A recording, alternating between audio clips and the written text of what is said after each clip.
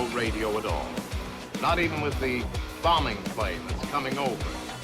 All radio is dead. It's alive. It's alive. It's alive. It's alive. It's alive. They're going to make you one of them.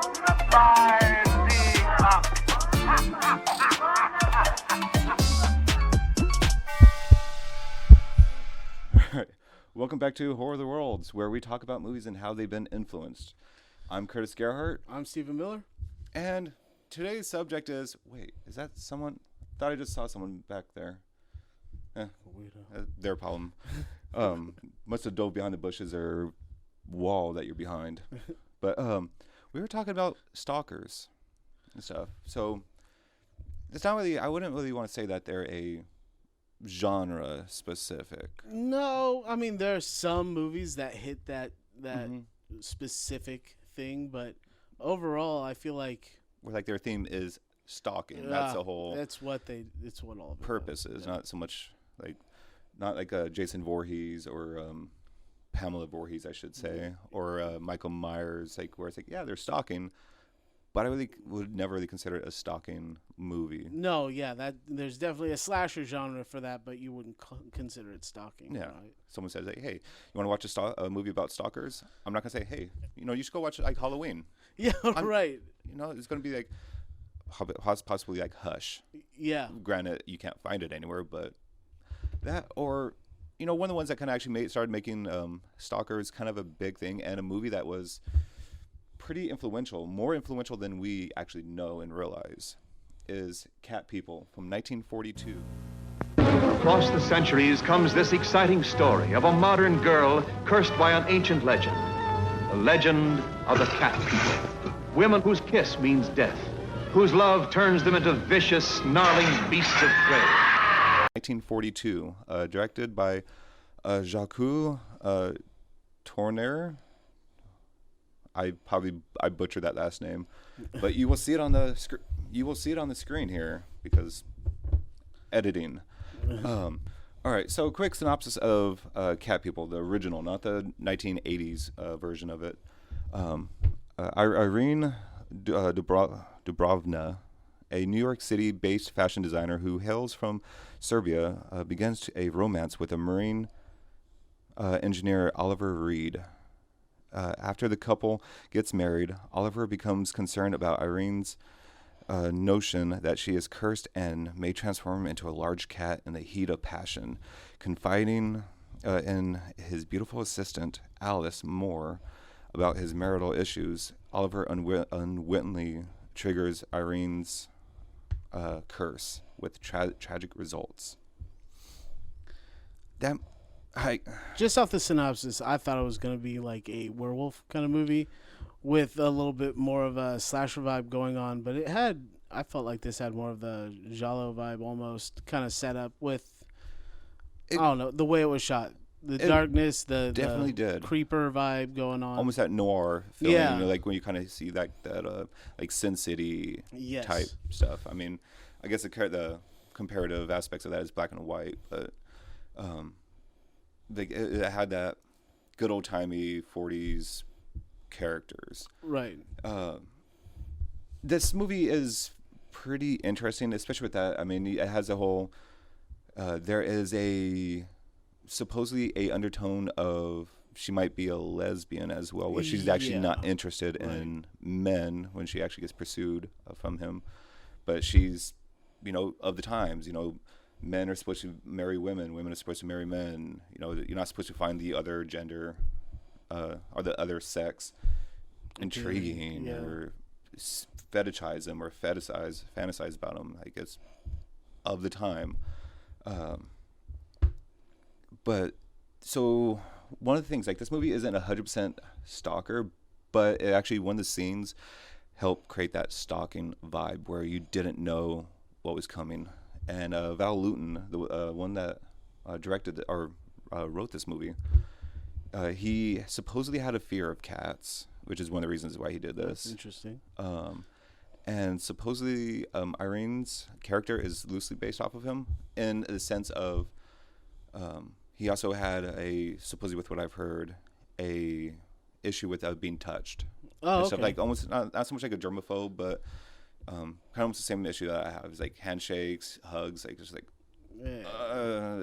like I don't mind it, but Yeah, right. yeah, if you ever meet me out in public, don't feel free to. I'll shake a hand, fist bump, whatever we feel comfortable with at that moment. I don't mind getting stopped. Once we get famous, hopefully. But the scene I'm talking about is you have I'm sorry, what's her name? Alice Moore's character. She's walking down a alleyway, like a street, and she just hears walking behind her, and she turns around, no one's there, keeps on walking, the music picks up, and you're expecting someone to be right behind her, ready to grab and snatch her, but nothing happens.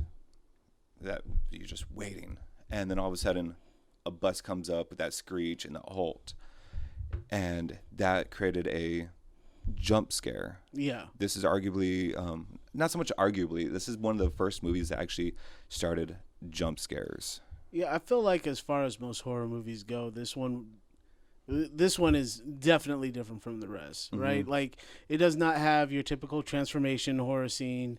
It's got some jump scares and stuff like that, but this is like strictly story built. It's not practical effects galore. Story and like feeling and emotions. Yeah. There's no transformations. There are just more a psychological thriller more than a horror, even though it is. And it is labeled as a horror movie. Right, 100%. But so you have Val Lewton was very good at creating suspense when it comes to music and tones and camera shots, where he actually started.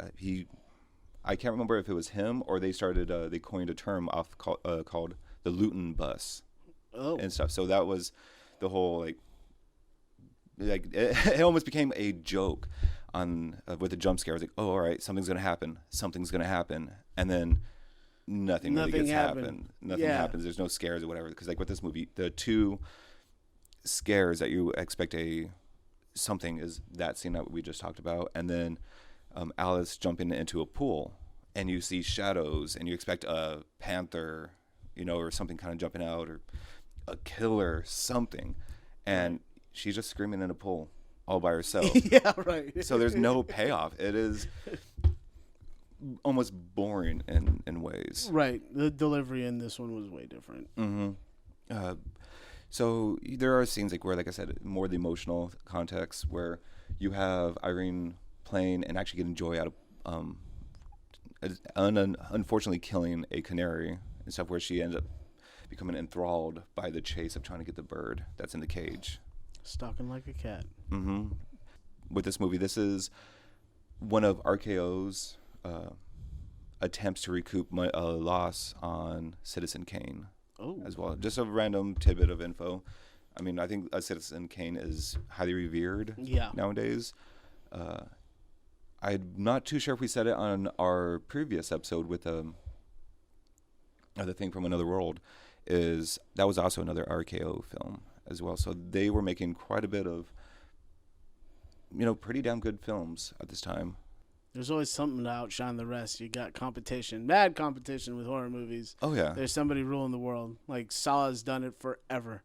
Feels like everybody's still waiting on that next Saw movie to come out. And that's the thing. We all kind of notice the same thing, but then eventually they actually come out and they're actually pretty good. Yeah, right. The last Xmas one was fucking amazing. Well, I mean, Saw X. Flip that upside down. It's an Xmas movie. Yeah. It says Xmas. Try it. Also, another completely random thing, because they go in a pet store, which they return a kitten because the cat's fucking freaked out from her. Were there always monkeys at pet stores back then? Because watching this movie and watching birds, and I'm kind of curious if it was kind of common. I'm pretty sure it probably depends on the state, but I mean, all these. It's not something that I feel like that's not something normal here, but yeah, I know. I'm kind of curious if it's just a sign of the time. Maybe sign of the time. But another movie that I really, really enjoy is Peeping Tom. Look out! Take care. You are being watched. We repeat, take care, for you are now alone with a killer. We warn you, don't let him see the fear in your eyes. For this is what he seeks, and this is why he kills. Where are you? Where are you? From 1960, directed by Micheal Powell. This movie is one that I feel like everyone should watch. A quick synopsis. Loner Mark Lewis works at a film studio during the day and at night takes racy photographs of women. Also, he's making a documentary on fear, which involves recording the reactions of victims as he murders them. He befriends Helen, the daughter of the family living in the apartment below his, and he tells her vaguely about the movie he is making. She sneaks into Mark's apartment to watch it and is horrified by what she sees, especially when Mark catches her. See, that sounds creepy. Motherfuckers making snuff films. Hey, that's it. This movie is really creepy. It has a great feeling, a great vibe to it. Like it almost kind of, I guess it would be more of a flat than an apartment because he grew up in this house, so he knows his house in and out. It's not like a trickery on like Psycho, like a Norman Bates type of thing. Right. But like that incites some of the feelings and emotions that you actually see in him, which is quite rare because he has more of a sociopath tendency, just based off of just not really being able to feel feelings. He has more of an anxiety if he doesn't have his camera on him. He has anxiety, much like we do nowadays. If we don't have our cell phone on us and we're out and about, we freak the fuck out. Like, oh shit, where's my communication? Yeah, like, oh, what if I get in a car accident? Who am I going to call? I'm like, kind of fucked. I mean, people in the 40s didn't have phones on them all the damn time. Right. We're here. Yeah, now, if you actually really enjoy Alfred Hitchcock movies, if you watch Edgar Wright's Last Night in Soho, this movie is that movie if you enjoy those movies. On top of, if you want to see possibly the grandfather of slasher films, I also want to say found footage films. I love a good found footage film. That's something that had to grow on me, though. Dude, even first person like angles. Oh yeah, this movie is like the godfather of a lot of big tropes, big genres, big camera angles that we do nowadays. Right. Like because you are viewing the murders through his lens, because he's just romancing the woman for a little bit, just trying to get that almost that peaceful into inciting fear, make them scared. Right. So he actually uses a knife at the end of the leg of the camera that he's using. It's have to actually go in for the kill, and it's kind of awesome in a, that in does a way. sound good. Yeah. But that kind of shows you, like, if you remember the opening scene on Halloween, John Carpenter's Halloween, you have the view from the kid. That whole angle, like you're watching him go throughout the house and all that stuff. Even Black Christmas stuff. So I like first-person angles like that. That's probably why I like that one scene in Doom. Like, you know what I mean? Like, perfect. Like, these are the things that. Oh yeah, the Dwayne Johnson's. Yeah. The Rock's Doom. Yeah. That movie was a movie. Yeah. Yeah. Well, the first-person shooter part, I don't know. It tied into the game and made it really cool, but. Overall, having action scenes or just a good angle like they did in Halloween, that was, I don't know, I feel like that's something that they definitely thrive on with some of these stalker movies is I'm creeping up on you, like how close he actually gets. And then when she turns around, no longer there. Yeah, it helps incite that fear a little bit. Yeah. The whole feeling uncomfortable where we should be feeling comfortable, feeling safe. It is creepy. I mean, it does happen predominantly to women, which I think almost all the movies that we're talking about happen to women. Except for one. And then in the second one, they ended up making the woman the victim. I haven't not seen the second one yet. Oh, man, you're going to have to wait till the end of this episode or near the end of this episode. But, yeah, so this movie, again, like with the whole slashers, because he's not really going out for a revenge on killing.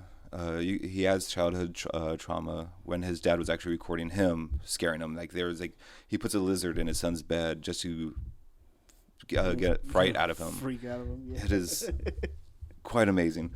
Again, with the found footage. I'm saying found footage because he is recording all this stuff. He's making a documentary that he's saying.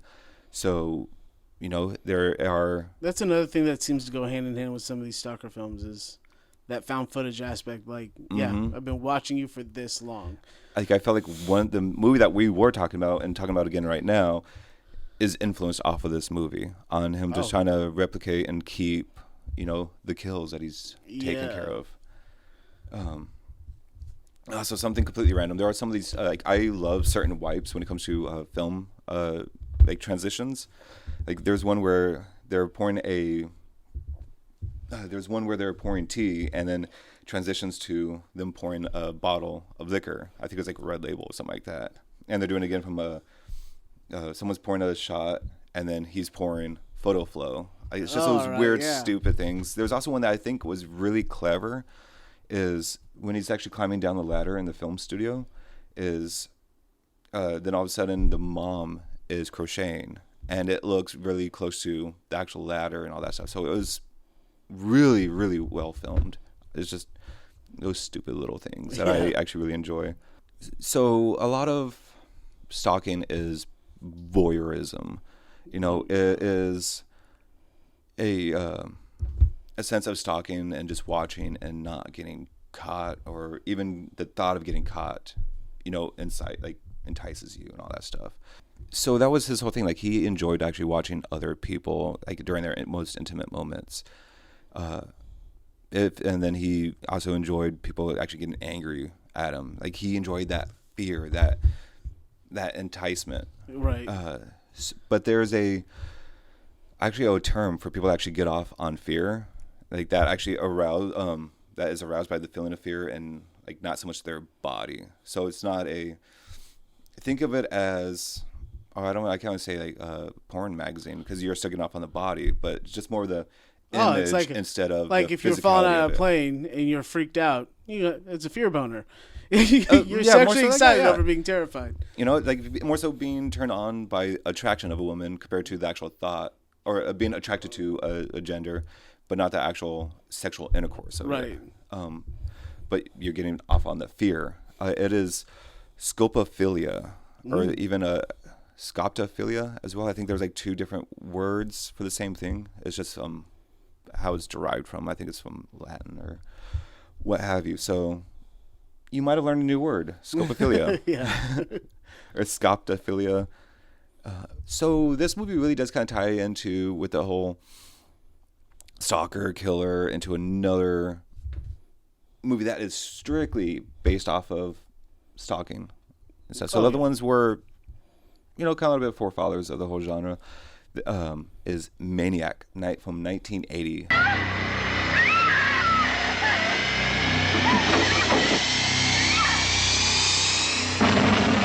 Maniac.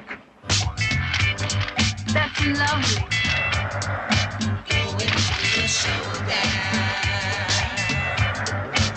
You can lock your doors, but you can't lock the madman out of your mind. Directed by Bill Lustig. Maniac was fucking great. I felt like by the end of that, I was going crazy. I love it when a movie does that. It plays with your head a little bit. And the guy that was in there, he's a creepy son of a bitch. Oh man, Joe Spinell is amazing. He's an amazing actor. Like he plays this grimy, gritty character so amazingly well. And I've heard nothing but great things about him in his personal life. Like he is the life of the party. People enjoy working with that guy for sure. But he plays that creep so incredibly well. He's got the look. It's the scraggly hair. The big dude with scraggly hair and that dead look in his eyes that he nails throughout the film. Also, like that acne, like the pitted cheeks and all that stuff too. Like he looks like a killer. Like he looks like if someone said like, "Oh yeah, he was in the mafia," you'd be like, all right. Like in the 80s, you'd probably dropped off your car to have this guy work on it kind of look. You know what I mean? It's not the maniac; it's a mechanic. All right, quick synopsis. A traumatic childhood leads to a deranged mama's boy on a gruesome killing spree on the streets of New York City. Mama's boy nailed it. Yeah, 100%. Which he did have that is really it. Like, he was kind of a mama's boy. There's another fucking word I want to use for it, but I can't come up with it. Watching this, I got some Texas Chainsaw vibes with the gathering of the body parts and making his own cuddle doll at home, which was really fucking weird. This guy literally did nothing but cuddle that fucking doll and talk to it, and yeah, this guy was a psychopath. It felt like, not a sociopath. Oh, he 100% a psychopath, I would want to say. I mean, this movie starts off so. I'm going to be jumping all over the damn place with this. Movie starts off with him being like point of view again. Yeah. You know, it's a mass killer. You don't know who the killer is just yet. Stalking and watching this couple like sleep on a beach. You know, one of them goes off to gather wet wood for a fire. Yeah. Whatever. And they both end up getting murdered. So that really kind of plays upon giallo. You know, so I mean, in the 80s, America started doing a lot of its influences off of the 60s and 70s giallo movies from Italy. So that's the thing. The giallo movies and the books are stalker based. You know, it's a whodunit. You know, the mystery or someone's coming across and fucking murdering you. Yeah. At the same time, it didn't come across as a whodunit kind of thing. It's more like you're following him around and watching him do his work. And that's the thing, you do in the mind of the killer. You do know that it's him that's killing afterwards. Like, I mean, that's the only whodunit moment is like the first 5 minutes of the movie. Yeah. Until you realize, like, oh, he has issues. Yeah, and a method on how he does this. He clearly has done this more than once. Supposedly killing for his mom or to make his mom proud. It almost kind of reminds me of Carrie and like Stephen King's Carrie and Adam Sandler's joke that he does based off of Carrie. He's like, they're all gonna laugh at you. And that's like, he hates killing. Like, killing makes him sick. It makes him like, I think he almost vomits during one of the times. Yeah. Like, he is repulsed by killing, but it's impulsive. You know, he just can't help it in a way. Like almost another person's taking over and making him kill. Right. And there's another thing too. I think it's in Germany. Like, Germany's copy for the last horror film is Maniac 2. So that is. I haven't seen Maniac 2. It's the next film, I believe, that the second one. Well, but this one was definitely all women. It felt like he had it was the prostitutes, and what baffled me was this guy was so creepy. Like, even as a hard up for money prostitute, like, it felt like they should have been more wary. But they were all like, "Come on, big spender." It's the 1980s, yeah, and right. It's Bill Lustig as well. Like, he was very Bill Lustig and Frank Henenlotter were amazing directors when they how they filmed New York, because that's how I imagine New York style. You got a big vibe for New York through that the whole grimy, thing. dirty, gritty sex shops, like This 3 is stores from each unfiltered other. New York, yeah. And I heard I can't remember where I heard it, but a lot of the female actresses in this were porn stars or something like that as well. Like, I mean, I wouldn't be surprised, because I feel like a lot of the movies are ladies of the night. yeah. You know, I'll say that because I don't know if they're strippers, sex workers. They gotta make that money. But a lot of times that's what horror movies were back in the 80s as well, where they hired, like, you know, someone that did porn. Like, hey, you don't mind showing your tits on... When all of them had a storyline. The storyline was, we need tits and blood. Yeah, right. But yeah, going off the spiritual successor, like, calling it Maniac 2 is also called, in all the other countries, a Fanatic. So that movie is like this. As much as a movie, this is a stalker based film. The other one is like, he is stalking the actress of the last horror film and stuff. So it's almost the same character that he plays. Yeah. I highly recommend Maniac, and I highly recommend Fanatic / the last horror film. Both of them should be streaming almost anywhere. It's, if you like grimy New York, if you like that, you know, that classic film stock kind of footage look. Yeah. It is amazing. On top of, we didn't even say it, Tom Savini doing Maniac. Yeah, absolutely. He actually acts in it too for a small part. He blows off his own fucking head. It was great. There's nothing like making a model of yourself just to destroy it. That had to be fun. Yeah. Dude, I remember them saying, like, I think I heard it like on the last drive-in, is like how they ended up making the blood and all that stuff. They just grabbed stuff from the table, the food table there, that had shrimp and cocktail sauce and all this stuff and put in the head.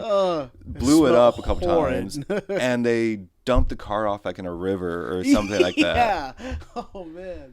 It's like, that's old school good guerrilla filming. And they weren't allowed to shoot any of that. Like, I think it was an actual shotgun too. Gunshot goes off. Fucking leave. We got the film. We got it. Button up and go. Yeah. I think that's why I like some of the classic like guerrilla style shooting, where it's like, all right, get out of the car, film the scene, get the fuck out. Which they also did for Maniac too. Like when they went to I think it's the Cannes, the CANNES festival. One of the girls, like, she was running out pretty much naked, if I remember correctly, or just a towel on, and they're filming her just running and doing this scene. So everyone's reaction there is quite real. Yeah. Like, it's I miss guerrilla footage.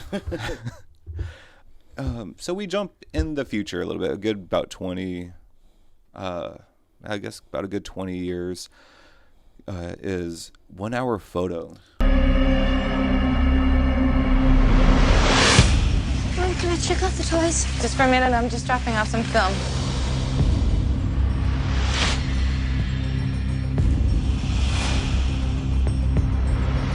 You've been doing our pictures for a long time. I almost feel like Uncle Si. Coming out in 2002, written and directed by Mark Romanek. Oh man, this movie is.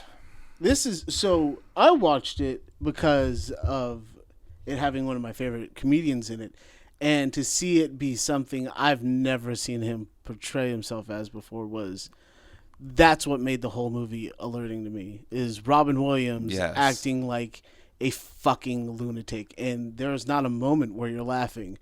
Well, that's the thing, like, when it comes to like his serious movies, like I never really watched any of his serious movies until I got older. So Robin Williams was a lot like Bill Saget when I was a child. These good-natured, family-valued people. Yeah, he would tell you at the beginning of his stand-up, like, this is not a place for your children. You want a full house, get the fuck out. That's it. You watch these people live, like their actual comedy.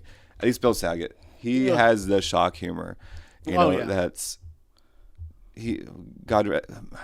Man, these people, man, God rest their souls. Like they're amazing actors. They're amazing performances on stand-up. I personally love their humor. I love that dark, fucked up shit. Robin Williams was extremely animated.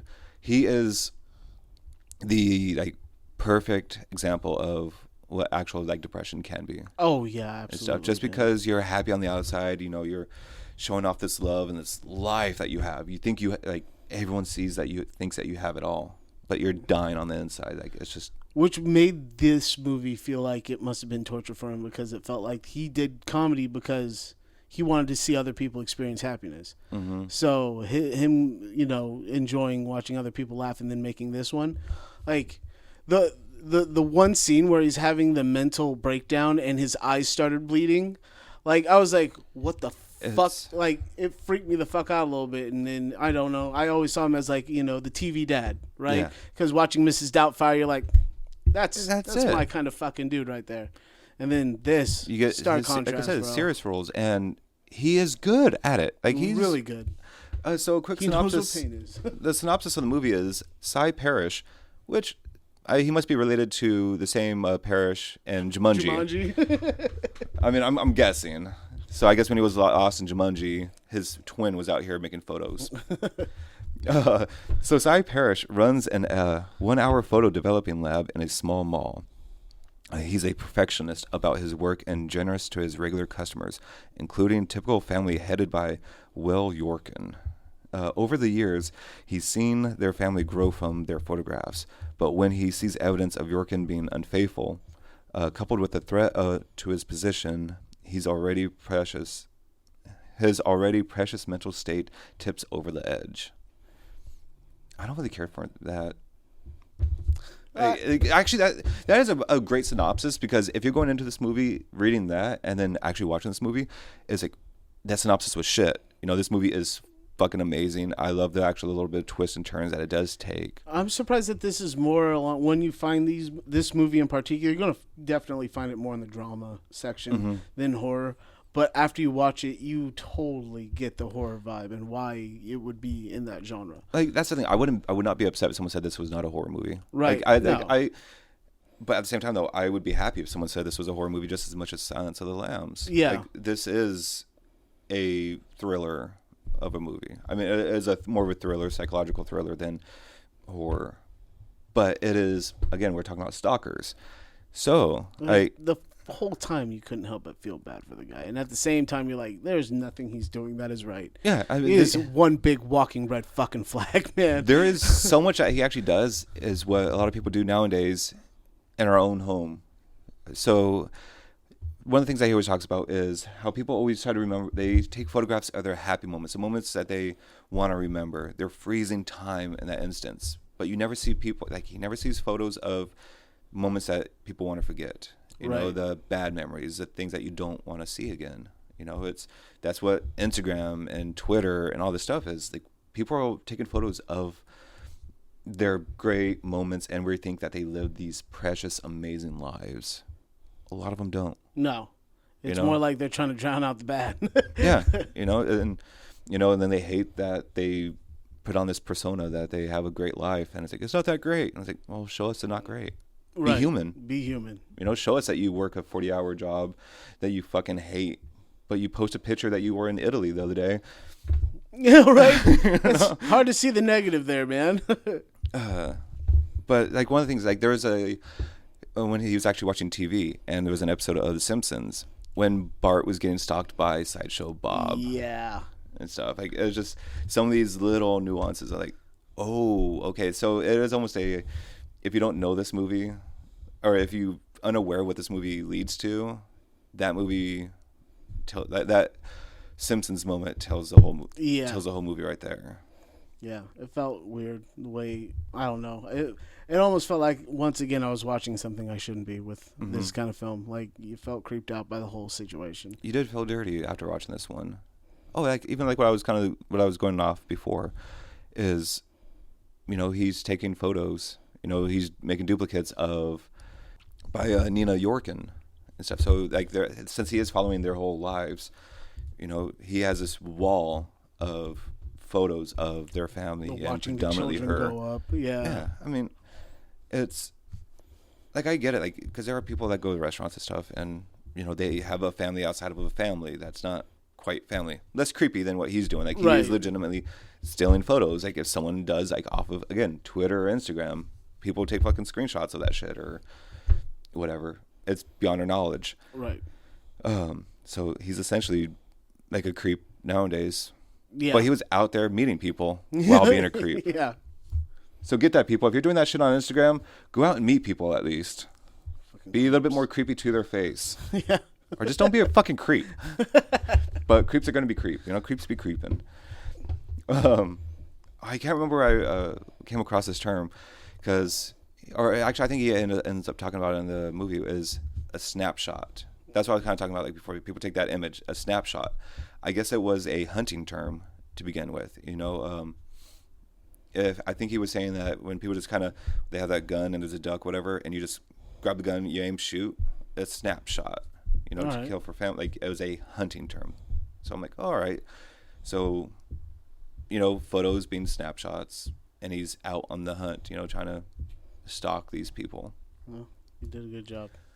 There is also a random scene that I kind of want to talk about that I doubt you would actually remember, because I don't know if it was just my copy that I had or if it was intended this way, because I actually tried looking up this scene and I couldn't find anyone talking about it.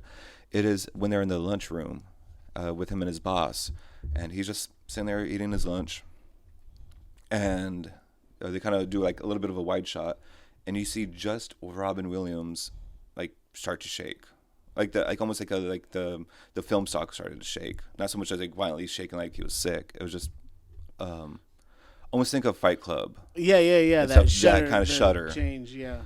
but it was only his character. It wasn't the whole scene. So I'm like, that was the kind of moment where his personality starts to shift. His boss is starting to yell at him. He's starting to get a little bit more antsy. He's starting to get kind of put off because Mr. Yorkin is being an asshole. You know, it's... Well, he is an anime nerd, and that's cool. I mean, he's also a Zelda fan, and that's what he named his daughter.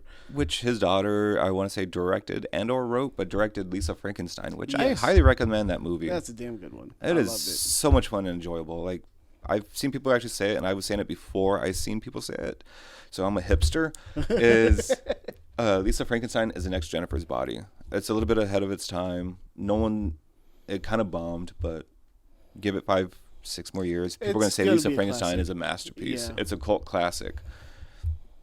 Yeah, it's not what you expect when you walk into it, but I was pleasantly surprised. And it's a fun, enjoyable movie. It's a movie that I would expect to watch, like Heathers, or something like that. That classic, like almost 80s, early 90s kind of vibe to it. Zelda did an amazing job. It's a love story. It is. I loved it. I felt like the paparazzi are just professional stalkers. That's what 1 Hour Photo made me think of. That's all they do. Just fucking creeps. Oh, and man. I can see why everybody's so angry about him or fuck with him so hardcore. Well, it's like that's what TMZ does. Like they have insiders and all that stuff. Like, oh hey, so and so is at this place, or even some of the stars. We have professional permission to go by and take these photos, but or even like with Twitter and all that stuff. Like, oh hey, look where we're at or whatever, and then it's like, oh hey, they're on this street in LA. Let's go fucking find them. Yeah, that's not fucking weird. But it's our fault. Yeah. And not so much ours and ours. It's your fault. But on why they have to go out and take those photos, because we are hyper fixated on these stars. You know, we want to see how they live their lives. You know, I mean, we are all stalkers in a sense. We just do it in a creepy, perverse way by paying other people to take photos of these celebrities that are celebrities because we make them celebrities. And buying fucked up tabloids with lies in them. Oh, man, that is a whole topic. Oh, man, it just makes me feel like Creep from 2014. Are you on the door? No one knows I'm here. Hi! Oh, I'm sorry. I didn't mean to scare you. I'm assuming you're Aaron. Yeah, I'm Aaron. Nice to meet you. Joseph. Oh, my God. Oh, my God. This is going to be a good day.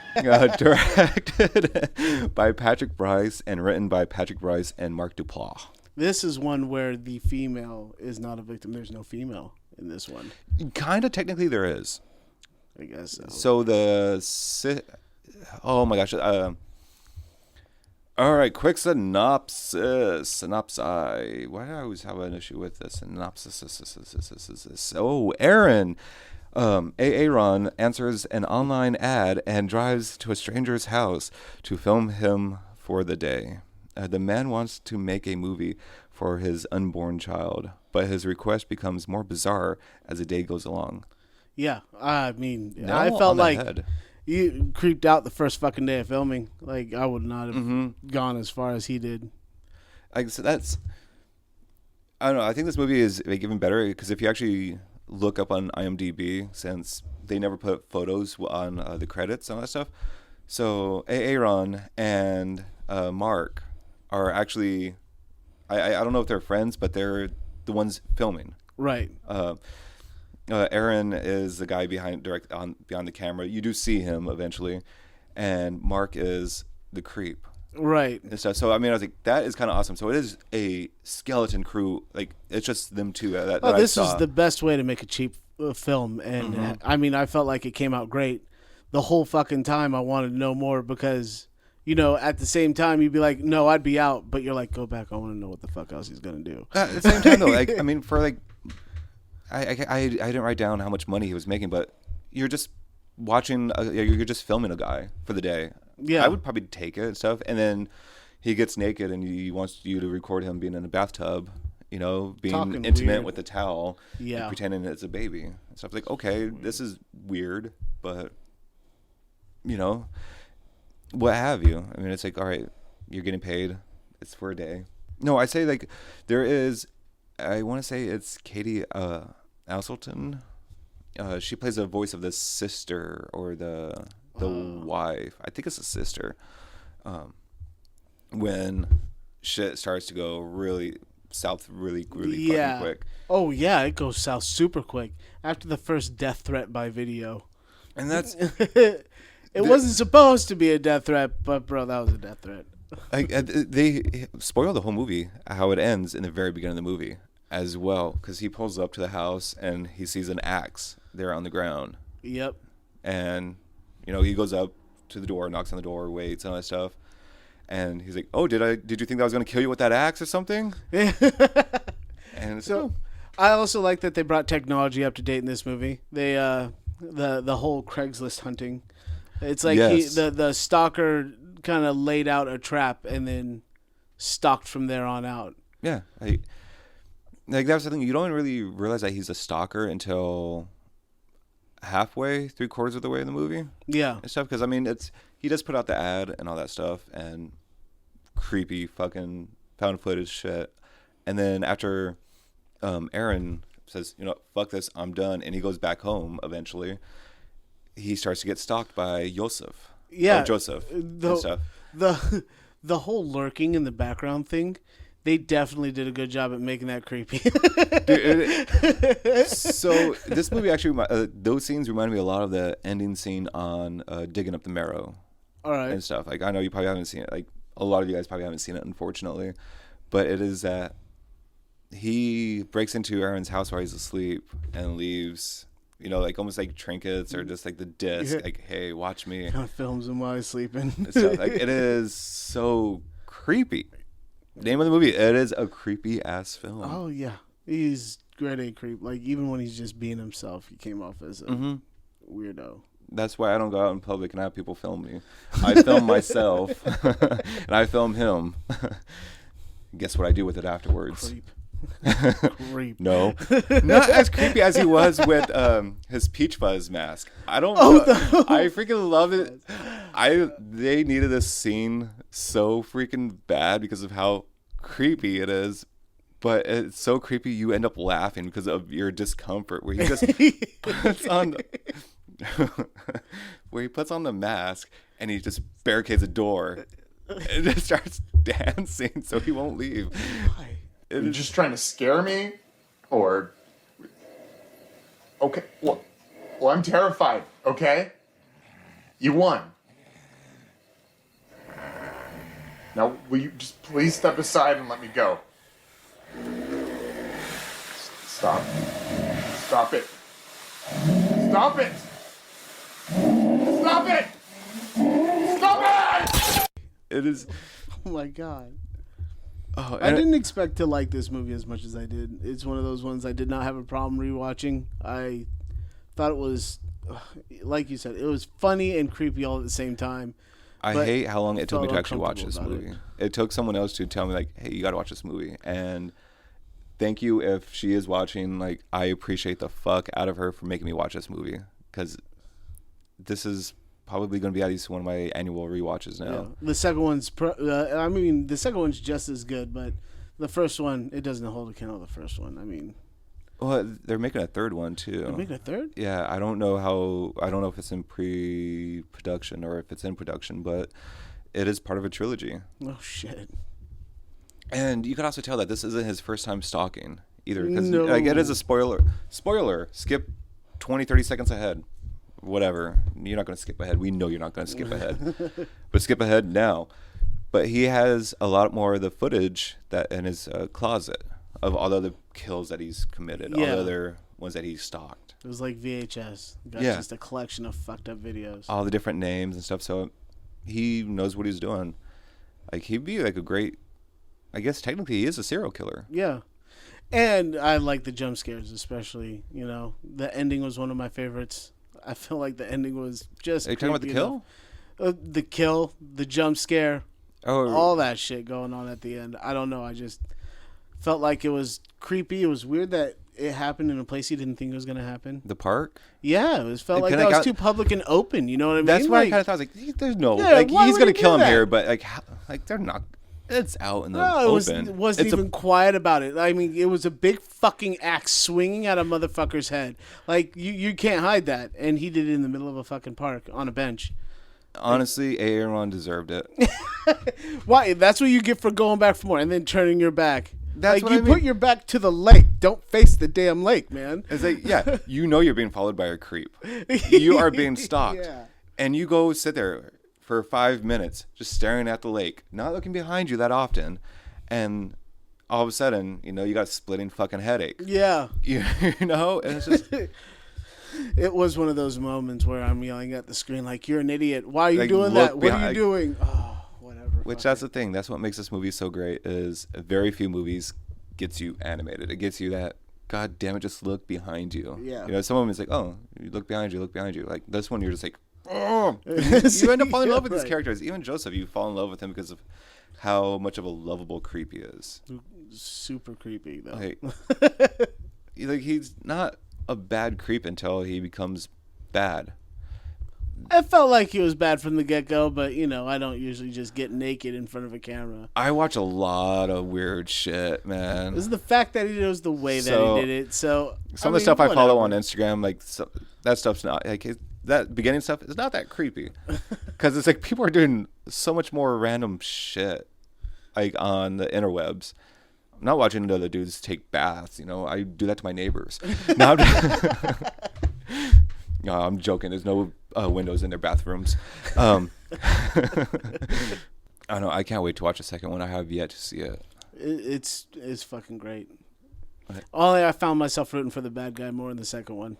It's like I felt like, well, another idiot's coming along. Fucking go for it. I think that's what it kind of goes with, like when you have killer sequels. Is you start rooting for the killer and not so much the victim anymore.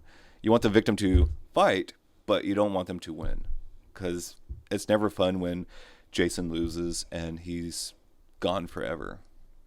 You want to see him die, but you also want to see him come back. Yep. You want to see Freddy Krueger die, but you want to see him come back. And even he said, he's like, fuck it, I'll find a way to come back. You can't keep me down. Oh, man. And that's how it felt like with most of the serial killers. But in this one, when he's dead, he's dead. So how is he going to get caught? Maybe. When is he going to get caught? I mean, I always kind of look back at Man Behind the Mask. That I can't remember the name of the first name. Leslie Nielsen or Leslie Vernon, Behind the Mask. All right. And stuff where it is a more of a found footage, where this almost newscast. Like think of like the Blair Witch Project, and they're following a serial killer. That one was fucking hilarious. And stuff. So that's I imagine that's what Joseph would be. Yeah. I feel like he would die but come back like, oh, that wasn't me. It was peach fuzz. Right. Or he burns. That's probably. All right, I'm gonna say it right here. Number 3, he dies in the peach fuzz outfit. It gets glued to his head, and he starts killing as peach fuzz now. He's just peach fuzz from now on. Yeah. That plastic just fuses to his skin. He is now a what are they called? Fuzzies? Furry? Furries. He's a furry. I fucked up my whole creep aspect. I couldn't remember what furry. Bring a whole new level of fucked up to that film. It would make it pretty good, though. Just walk around with the tail on him. Granted, some of those furry movies that are on Tubi right now are the one. I'm not even going to mention the name because 1, I can't remember it. But 2, it was not a good fucking movie. I usually love a lot of movies, or at least not like movies. That movie was just... Boo. I'd rather watch Without Warning again. At least Without Warning, I had a story to it. Yeah. Pretty sure that someone is following me. I feel like there's someone right behind me looking out my window, looking at me through my window. And, oh, holy shit, it's Bridget! Fucking Bridget! All right. Peace out. Take it easy.